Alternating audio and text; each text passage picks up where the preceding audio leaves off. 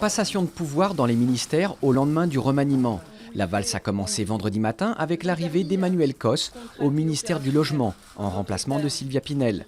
Puis Fleur Pellerin a cédé sa place au ministère de la Culture à Audrey Azoulay. Mais l'arrivée la plus attendue était celle de l'ancien Premier ministre Jean-Marc Ayrault, qui remplace aux Affaires étrangères Laurent Fabius, en partance pour le Conseil constitutionnel. Le camion impliqué dans l'accident de Rochefort au cœur de l'enquête. La procureure de la ville a annoncé que le chauffeur du véhicule allait être déféré samedi pour homicide involontaire.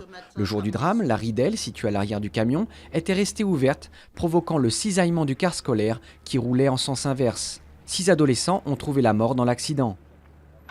Le démantèlement de la jungle de Calais devrait s'accélérer. Après avoir fait évacuer 600 personnes fin janvier sur fond de tensions anti-migrants, l'État a fait savoir qu'il voulait vider de moitié ce bidonville qui abrite environ 4000 personnes. La préfète du Pas-de-Calais a laissé une semaine aux migrants concernés pour partir dans des centres d'accueil à Calais ou ailleurs en France.